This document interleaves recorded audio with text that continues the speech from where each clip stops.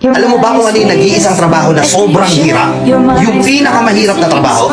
Trabaho na araw-araw OT? Trabaho na araw-araw paggising mo palang kailangan tatrabahuin mo na? Trabaho na walang pahinga? Trabaho na walang sahod? Merong ganyan. Merong ganyan, hindi lang napapansin. Hindi na napag-uusapan. Alam mo kung ano yon? Pagiging housewife. Di ba? Pagiging may bahay. Pagiging isang ina. Totoo, di ba? Nananawagan ako sa lahat ng nanay dito, lahat ng may bahay dito, lahat ng may anak dito. Panoorin niyo tong video na to kung tama lahat ng sasabihin ko. Napakahirap pala talaga maging isang housewife, ano? Pagising mo sa umaga, mag-aasikaso ka, naglilinis ka ng bahay habang nag-aalaga ka ng bata. Ikaw magbabudget ng binibigay sa'yo ni mister na sahod niya. Naubos na yung oras mo araw-araw, matutulog kang puyat, gigising kang pagod. Tapos bukas ganun ulit. Aasikasuhin mo yung bahay, aasikasuhin mo yung bata.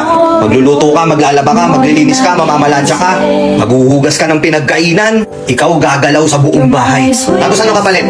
Pag-uusapan ka ng ibang tao. Alamunin ka lang daw. Tapos minsan kay questionin ka pa bakit wala nang natira sa pera. Saan mo dinala yung pera? Saan mo ginastos? Tapos ikaw sasagot ka, hindi mo ba nakikita? Hirap na ako mag-budget araw-araw. Kay questionin ka pa. Hahanapan ka pa. Wala kang choice kundi gawin yung mga trabaho na yun araw-araw. Kahit na minsan marami kang naririnig na pinag-uusapan ka, napakadali lang naman yung ginagawa mo, nasa bahay ka lang naman. Hindi naman ikaw yung nagtatrabaho. Simpleng-simple lang yung gagawin mo. Gusto ko lang malaman ng lahat ng mga nanonood dito na huwag niyong minamaliit yung mga babae porket nasa bahay lang sila.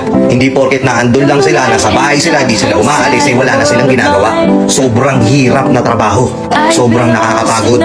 Pero wala silang choice. Kailangan nilang gampanan yung responsibilidad nila. Na minsan, yung iba pa nga dyan, masakit po kung masakit, pero ang trato sa inyo katulong na, di ba?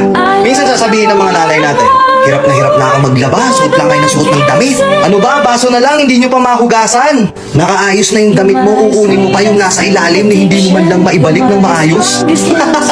Di ba? Pero yung simpleng mga bagay na yun na ikaw nang ikaw yung paulit-ulit na nag-aayos mo, nakakapagod, di ba? Araw-araw, ganun yung ginagawa mo. Araw-araw, bakit ganun? Parang hindi nila maintindihan. Tapos ikaw pa yung ituturing na walang kwenta sa bahay. Ikaw pa yung sasabihan na hayahay. Mga tol, alagaan nyo din yung mga asawa nyo. Hindi porket bumili ka ng bagong electric fan, hindi porket bumili ka ng aircon, hindi porket bumili ka ng bagong washing machine, reward mo na yun sa misis mo, hindi. Ikaw pa rin naman makikinabang dun eh. Regaluhan mo din kahit paminsan-minsan ng mga bagay na marirealize niya na na-appreciate mo yung ginagawa niya. Igala mo, dalhin mo sa salon, sa spa, bilan mo ng isang bagay na wala naman talagang kinalaman sa bahay para lang sa kanya. Simpleng ganun, masaya na yan. Lahat ng pagod tanggal yan. Tama, di ba mga madam? Itong video na to para po sa lahat ng kababaihan, sa lahat ng nasa bahay.